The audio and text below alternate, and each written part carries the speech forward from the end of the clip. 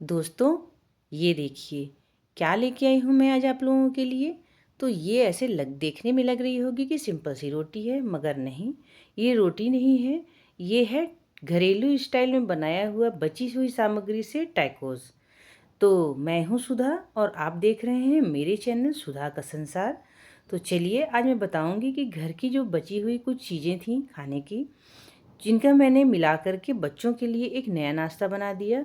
तो मेरे पास थे बचे हुए राजमा की सब्जी और रोटी, जो मैंने सवेरे नाश्ता में और लंच के समय खाने में सब्जी बनाया था, रोटी नाश्ता में बनाया था। तो शाम के समय भूख लगी बच्चों को, तो उन्होंने कहा कुछ ऐसा बनाइए मम्मी जो कि एकदम ही अच्छा लग जाए और कुछ विदेशी स्टाइल का लगे। तो बस मेरे दिमाग में यही चीज़ आया, फिर मैंने राजमा को एक साइड कर लिया। जो भी मेरे पास सब्जियां थी, प्याज थे, अदरक लहसुन थे, सभी को मैंने चॉप कर लिया बारीक बारीक और रख लिया। उसके बाद तेल डाला मैंने पैन में, 2 से 3 चम्मच जैसा अदरक लहसुन और हरी मिर्च को मैंने देखिए कूट करके डाल दिया है बारीक बारीक। उसके बाद एक बड़े प्याज को भी मैंने लंबे लंबे डाइस करके उसे भी डाल दिया है।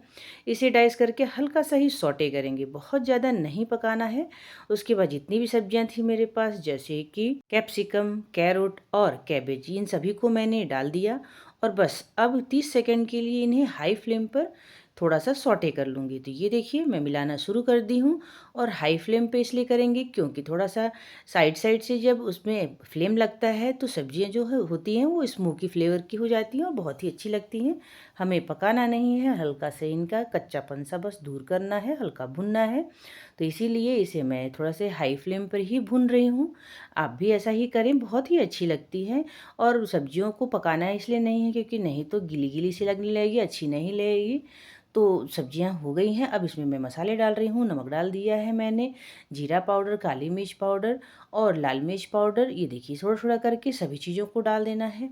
और मेरे पास जो सॉस हैं, जैसे ये सोया सॉस है 1 बड़े चम्मच, और चिली सॉस 2 बड़े चम्मच, और देखिए टमाटो सॉस है जो 3 से 4 बड़े चम्मच जैसा मैंने डाल दिया है।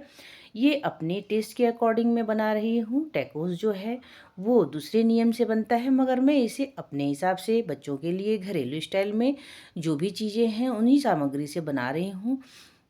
मेरा ये सोचना है कि हर डिश के लिए कोई महंगी सामग्री खरीदने की ज़रूरत नहीं है। हमारे पास जो भी चीज़ है उन्हीं से मिला करके हम चाहें तो टेस्टी खाना और नाश्ता बना सकते हैं। और जब ज़्यादा भूख लगी हुई बच्चों को तो झटपट से कुछ ना कुछ तो बनाना ही है, तो हमारी कलाकारी इसी में होती है। तो बस मैं जुट गई इसमें। और देखिए हाई फ्लेम पे सभी चीज़ों को मैंने मिला लिया है, पकाया कुछ भी नहीं है। अब इसे थोड़ी देर के लिए ठंडा करने के लिए मैं रख दूँगी। तो ये मैं डाइनिंग टेबल पे इसे ठंडा होने के लिए रख दिया है और अब ठंडी हो चुकी है सब्जी, ये देखिए। अब इसे प्रिपरेशन करना है टैकोस बनाने के लिए। तो रोटी को मैंने रख लिया है स्लैब के ऊपर, और इस पे जो सब्जियां थी उन सब्जियों को भी मैंने डाल लिया है। आप चाहें तो इतने के बाद ही थोड़े बहुत अनियन वगैरह डाल करके इसे सेंक सकते हैं, मगर मेरे पास थे राजमा, तो मैं राजमा को इस्तेमाल करना चाह रही थी क्योंकि बच्चे अधिकतर राजमा बहुत ही कम खाना चाहते हैं। तो इसी बहाने उन्होंने राजमा को भी खा लिया। और थोड़ी सब्जियां भी मैं ऊपर से और डाल दे रही हूँ, जैसे मैंने अनियन डाल दिया और ये कैबेज डाल रही हूँ। और इसके बाद थोड़ा सा इसमें सफ़ेद तिल डाल दूँगी। राजमा को मैं पहले ही डाल चुकी हूँ। सफ़ेद तिल डालने के बाद थोड़ा थोड़ा मसाले को भी डाल दूँगी। देखिए काली मिर्च कुटा हुआ डाल रही हूँ। उसके बाद फिर जीरा पाउडर कुटा हुआ डाल दूँगी। ये सभी चीज़ों को थोड़ा थोड़ा ऊपर से फिर से डाल दूँगी, और थोड़ा सा नमक भी डाल दूँगी क्योंकि सब्जियाँ कच्ची हैं ऊपर से जो मैंने डाला है। ये सब्जियाँ इसलिए मैंने ऊपर से डाला है थोड़े से क्रंचीनेस लाने के लिए। और मेरे पास देखिए इमली की चटनी भी थी, इसे भी मैंने डाल दिया है। तो बस सभी चीज़ों को मिला करके अब रोटी को ऐसे करके फ़ोल्ड कर देंगे, और ये फ़ोल्ड करके अब मैं इसे डाल दूँगी सैंडविच मेकर में। तो सैंडविच मेकर को मैंने ऑन कर रखा है और इसमें मैंने घी ऊपर नीचे दोनों तरफ लगा दिया है। और देखिए रोटी के ऊपर भी ऊपर से घी लगा देंगे। अब इसके बाद सैंडविच मेकर को हम कर देंगे बंद। बंद करने के बाद इसे करीब करीब 30 सेकंड के लिए ग्रिल करेंगे। बस इतने में ही ये तैयार हो जाएगी। तो ये देखिए हो गई है तैयार। तो ये टैकोस मैंने बनाया है बची हुई रोटियों से, जो कि सुबह के समय मैंने नाश्ते में बना रखे थे। तो मेरा अनुभव ये रहा कि जो बची हुई सूखी रोटी थी, उसके बनाने के बाद ये थोड़े-से सॉफ्ट हो जाते हैं। खाने में अच्छी लग रही थी, मगर थोड़े-से सॉफ्ट हो जा रहे थे, तो मैंने सोचा कि फिर इसे मैं कुछ और नए तरीके से बनाऊँ। इसे तो मैंने पहले बच्चों को दे दिया खाने के लिए, आप देख सकते हैं कितनी अच्छी ही बनी है। तो सामान जो बचा है जैसे खाने का तो उसे रीयूज़ ज़रूर कर लें, फेंकें नहीं।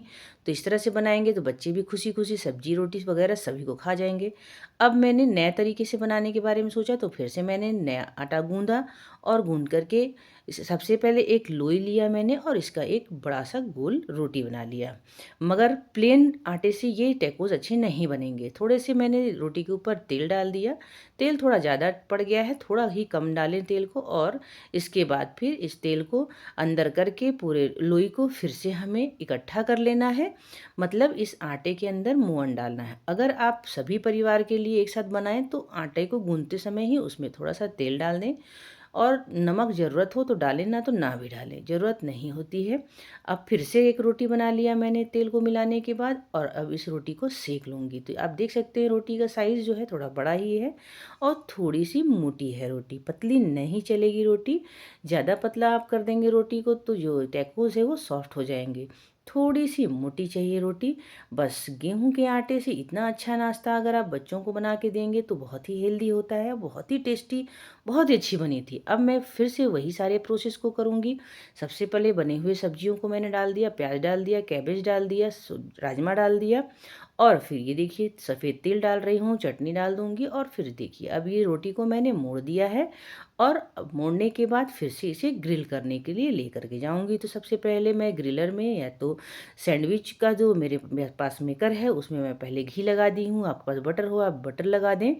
घी लगा दिया मैंने ऊपर-नीचे और अब इसे ग्रिल करेंगे।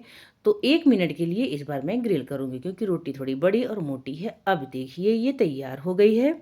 अब मैं आपको इसकी जो कंसिस्टेंसी है, जो कि टैकोस है उसे दिखा रही हूँ। रोटी एकदम कुरकुरी है और बहुत ही अच्छी बनी है टैकोस जो है। तो नया आटा से बनाने के बाद मुझे ये महसूस हुआ कि आटे में अगर आप थोड़ा-सा मोअन डाल करके तैयार करें रोटी को और फिर उसमें सब्जियों को डाल करके ग्रिल करें तो बहुत ही अच्छी एकदम रेडीमेड स्टाइल में जो रेस्टोरेंट वगैरह में, कैफ़े वगैरह में जो टैकोस मिलती है वैसी बनेगी। तो चलिए मिलती हूँ अगले ब्लॉग में। Bye bye, take care.